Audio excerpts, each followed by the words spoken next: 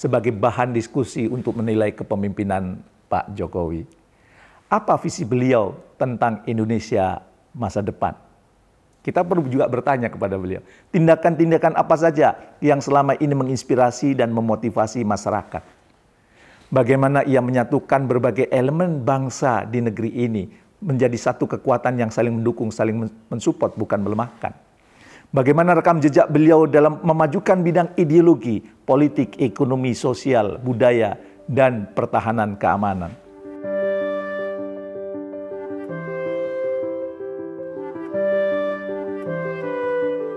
Assalamualaikum warahmatullahi wabarakatuh.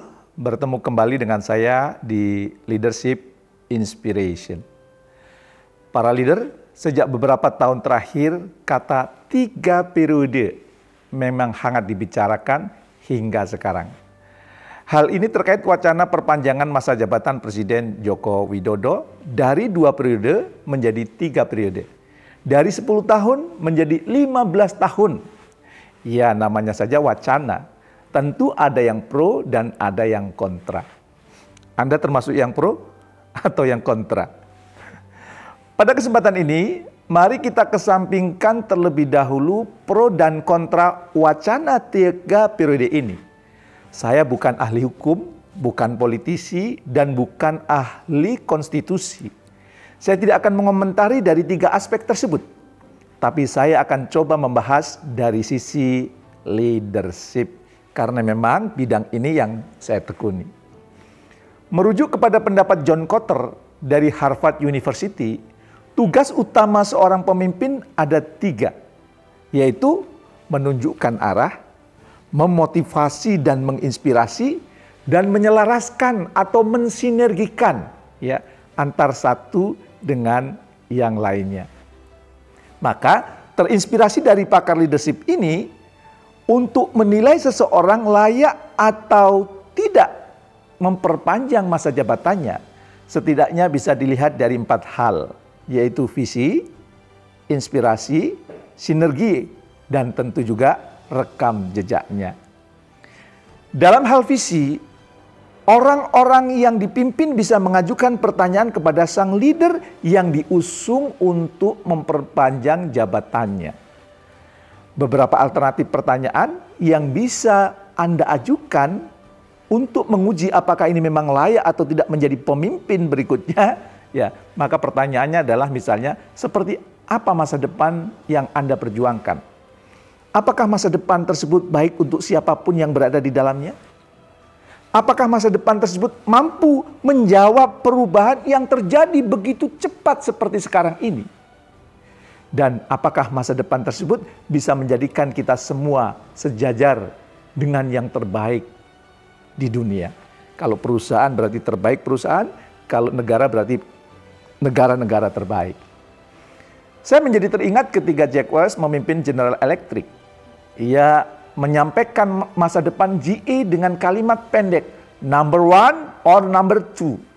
Menurut Anda, apa pesan yang hendak disampaikan Jack Welch kepada timnya? Kira-kira apa?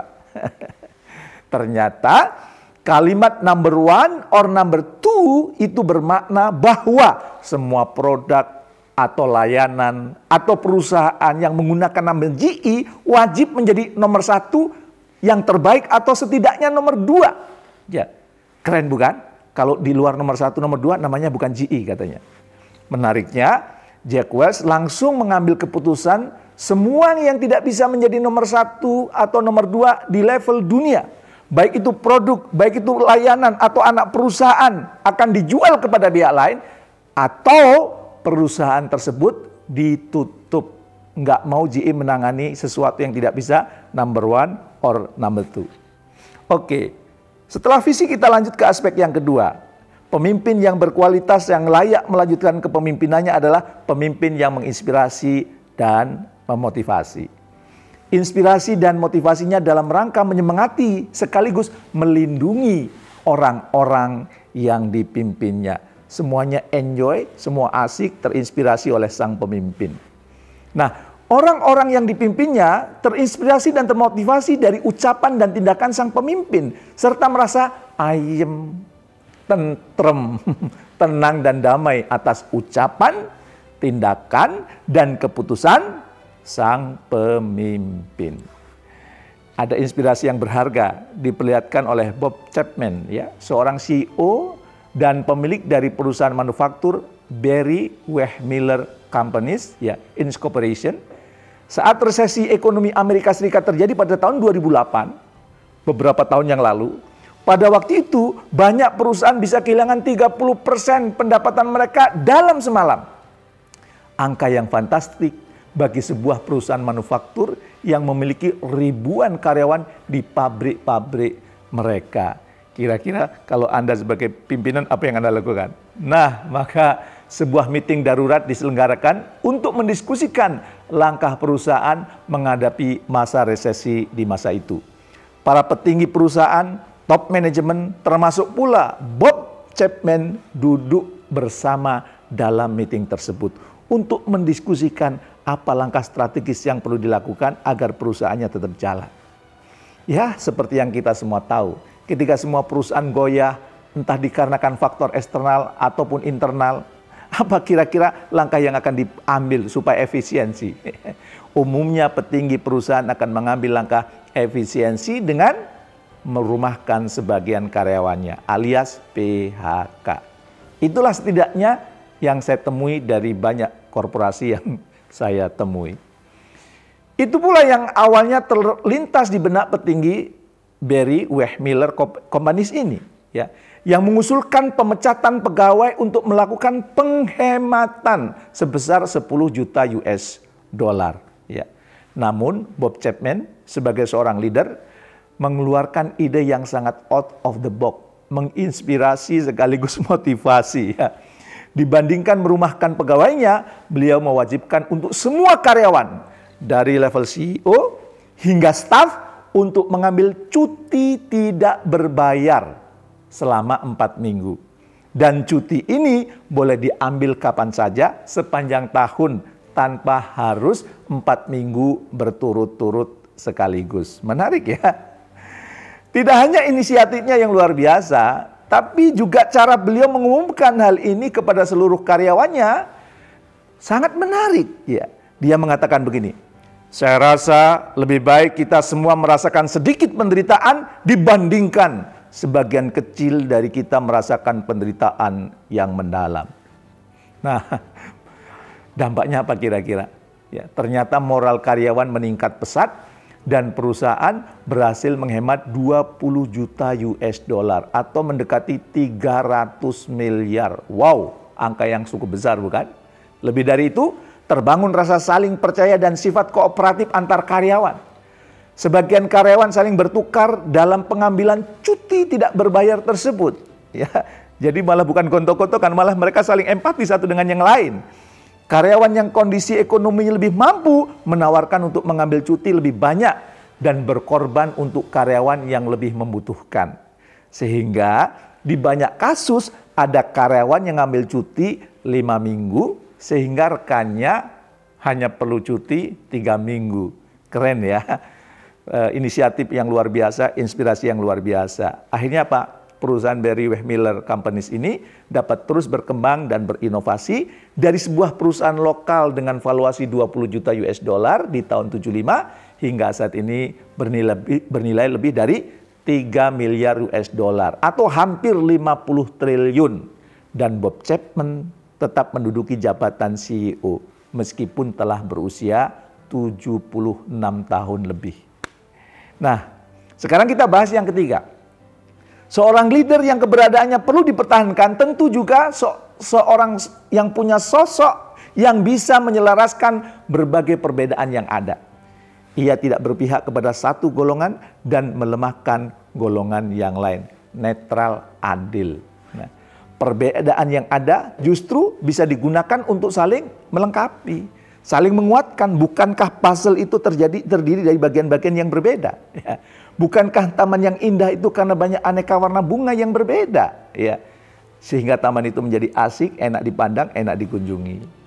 Dalam bukunya The 5 Dysfunction of Team, Patrick Lencioni mengatakan bahwa perbedaan bisa membuat kita bertumbuh jauh lebih cepat selama perbedaan yang ada ditangani secara konstruktif dan win-win solution.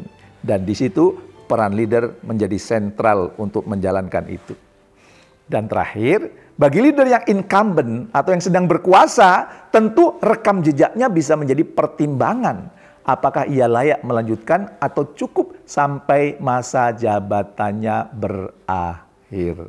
Nah, maka mari kita ajukan beberapa pertanyaan untuk leader tersebut.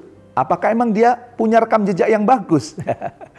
Apa pertanyaan yang bisa kita ajukan? Boleh. Hal-hal positif apakah yang sudah dihasilkan dan dikerjakan? Apakah selama kepemimpinan Anda nilai perusahaan meningkat? Apakah perusahaannya makin membesar? Apakah harga sahamnya melonjak? Apakah kepercayaan investor meningkat? Dan tentu yang lebih penting adalah pertanyaan, apakah kesejahteraan, kebahagiaan, dan kekompakan anggota tim meningkat? Apakah perusahaan memiliki kemampuan untuk terus tumbuh dan berkembang? Nah, pertanyaan-pertanyaan itu bisa kita ajukan. Ya, itulah 4 kriteria yang sering saya gunakan untuk menilai apakah seseorang, seorang leader mampu menduduki jabatannya untuk periode berikutnya. Tentu apa yang saya bahas di atas cocok untuk konteks bisnis dan perusahaan. Boleh jadi tidak tepat untuk kepemimpinan bangsa sebesar Indonesia ini. Nah, pasti banyak faktor lain yang mungkin perlu dimasukkan untuk menilainya. Karena memang politik itu susah ditebak. Politik itu dinamis. Politik itu tidak bisa dengan hitung-hitungan kertas. Namun, apa yang saya tawarkan bisa menjadi alternatif sebagai bahan diskusi untuk menilai kepemimpinan Pak Jokowi. Apa visi beliau tentang Indonesia masa depan? Kita perlu juga bertanya kepada beliau, tindakan-tindakan apa saja yang selama ini menginspirasi dan memotivasi masyarakat? Bagaimana ia menyatukan berbagai elemen bangsa di negeri ini menjadi satu kekuatan yang saling mendukung, saling mensupport, bukan melemahkan. Bagaimana rekam jejak beliau dalam memajukan bidang ideologi, politik, ekonomi, sosial, budaya, dan pertahanan keamanan. Silahkan Anda menjawab sendiri pertanyaan-pertanyaan yang saya ajukan di atas. Dengan pikiran dan hati yang jernih. Terima kasih. Semoga kita semua terus bisa menjadi pemimpin yang benar-benar memimpin, bukan hanya sekedar pimpinan. Terima kasih. Assalamualaikum warahmatullahi wabarakatuh.